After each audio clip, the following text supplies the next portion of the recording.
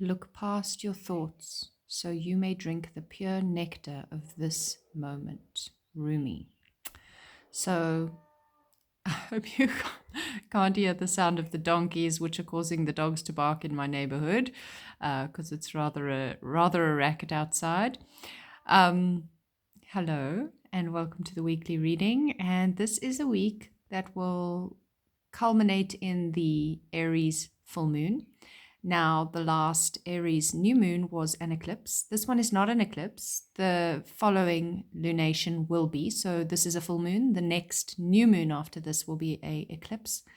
But we are in the Aries Libra eclipse axis. And whatever was really beginning in the last eclipse, which was the end of March, we may have something coming to fruition from that time. So it's worth kind of looking at a greater cycle from the Aries new moon to the Aries full moon, which is a six-month cycle.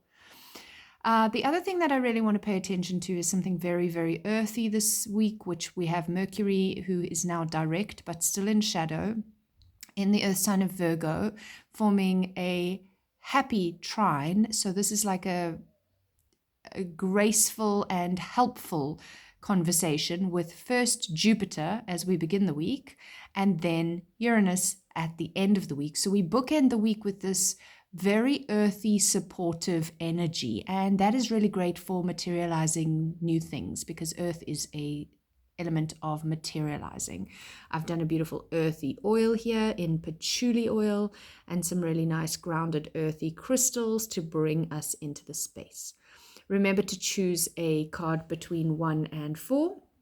That will be your most personal card for the week, whichever one you choose. Sometimes people like to choose 2, so trust your intuition, and those will be the ones that are most pertinent to you, but this is a collective reading. All of the cards will have some kind of influence for you and for anybody who watches this. And even though this is a weekly reading and I do it every week for specific dates, if you happened across it at a different time, that's also important. I often find readings of other people that are well past their sell-by date, and if I end up watching them, there's something magical in there for me. So trust your intuition always. There is magic in divinity kind of work. Okay, let's jump in. I cannot tell you how much I love the Queen of Pentacles for the first card of this weekly reading, especially based on those earth trines that I mentioned. And she is such a grounded, wonderful, supportive, nurturing, down-to-earth, hard-working, steady, stable kind of gal. And a lot of that has come with time and practice and patience, and steadily putting one foot in front of the other, putting one brick on top of another, and creating the sustainable type of life that she desires. And this is a really great setup for our weekly reading, because the other 3 cards are all upside down and show us where the trouble lies. And I kind of feel like it's as if the wise Queen of Pentacles is saying to us, okay, so you've got this. I've done it. If I can do it, you can do it. I'm going to show you, but you need to look at what's not working. And I think that's very much, again, it's the helpful trine, earth trine energy. I want to help you. I want to help you to see how to change these things. Bearing in mind that an Aries full moon is also, Aries being the baby of the zodiac, the first sign, it is a beginning of another full moon sort of series, starting with Aries, poet. And so that's not always the most mature point of a cycle, the beginning. It's not mature, it's new. It's a new beginning. And the Queen of Pentacles is very like older, wiser, seen things, been there, done that, bought the t-shirt. And so she's kind of holding that baby's hand, holding that new beginning's hand in a sense, and saying, I know it's scary, I know it's new, and I'm going to show you where you have failed in the past. And if you look at that and integrate that, then we can do better in the next cycle. Then what is so interesting here is we have literally got 2 upside down 6s, and an upside down 6 looks a little like a 9, which for me is also interesting because 9s are right near the completion of a cycle and 6s just past the midway point. And of course, as I was saying, when they're upside down, there is a level of it's not quite working, it's not quite there yet. Some of the cards are actually easier in their reversal, but these two not so much. So the Six of Wands in its upright position, Wands being fire, Aries new full moon will be a fire moon, is very much the winner's circle. And Aries is ruled by Mars, and Aries loves to be the winner. It's the first sign of the zodiac. It's like, I am first. I want to be first. I'm going to win. I'm going to get there first. Me, me, me, me, me. Upside down, this card is really sort of, we may have had a fall from grace. We may have been winning and then something happened and we've been brought down to earth with the earth trines as with a bump, and we have to look at something that we may be rushed, because fire can be a little rushy, and so can Aries. So maybe you didn't build a solid foundation, and earth wants to promise you a solid foundation, and so you've kind of landed with a bump. Also maybe sort of getting stuck in thinking, well, it's not happening fast enough. I can't get what I want when I want it. That kind of thing can really be with the Six of Wands upside down. And again, the Queen of Pentacles would be so wonderfully supportive in that situation. The sun has just come out. We're having a major rain at the moment here, and the sun's just come out and created sort of nuanced shadows on this little altar space I've set up.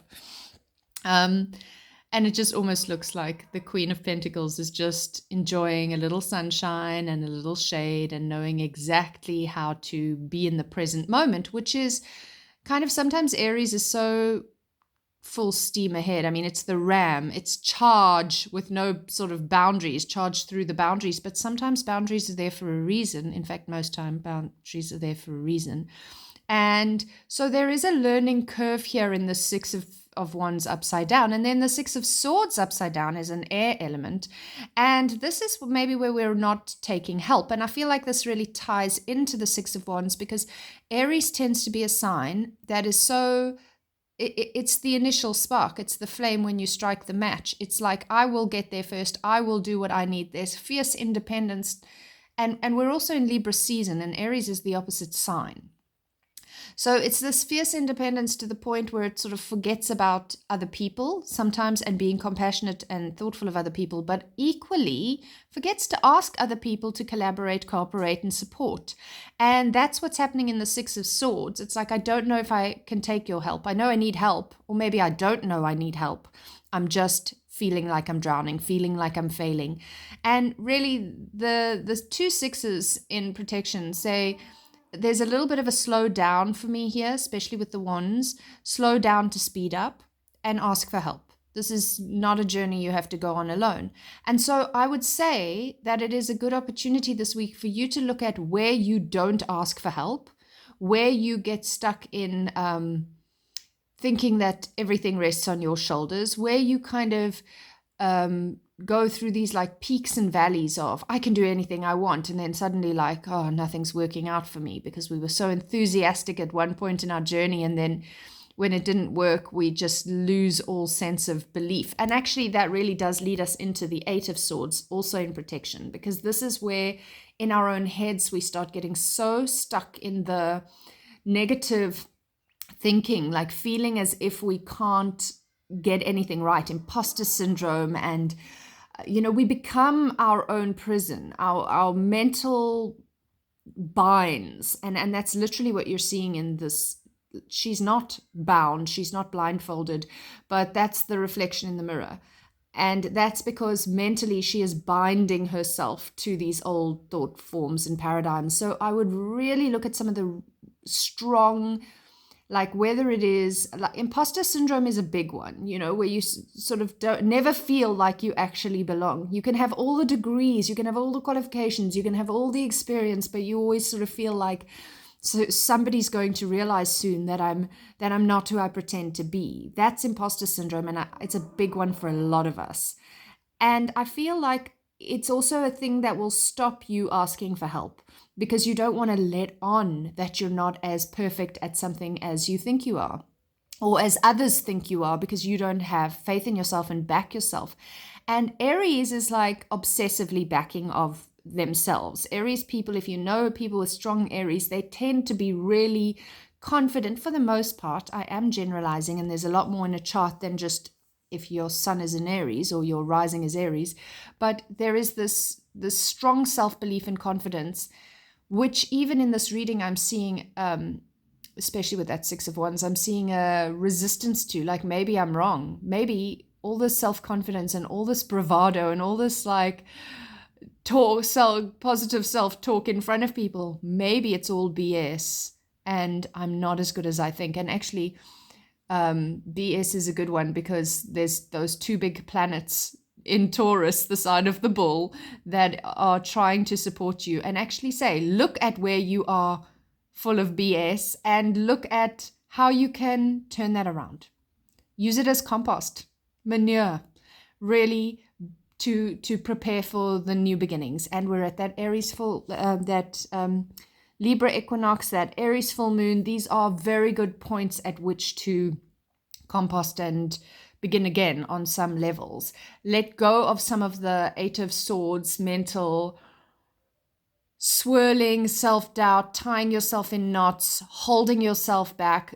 So you can see there is a big tendency this week for us to lock into the negative, but just remember that our whole week has been set up with the Queen of Pens saying, let's look at where we failed in the past and let's take those failures and shortcomings and use them as compost to grow forward, to build upwards. And so we actually need to be pretty honest about where we get stuck in the negative process in our own selves. Aries is fiercely independent, warrior-like energy that wants to go full steam ahead. And if you can just unpick some of your negative thinking, there is such a beautiful potential this week. So I hope this has been helpful. Remember, I'm available for private readings. I very much appreciate your likes, shares, comments, subscribes, follows, etc., etc. And I look forward to being back with you soon. I will also be dropping a video on the Aries full moon this week, so keep your eyes peeled for that. Thanks for your time.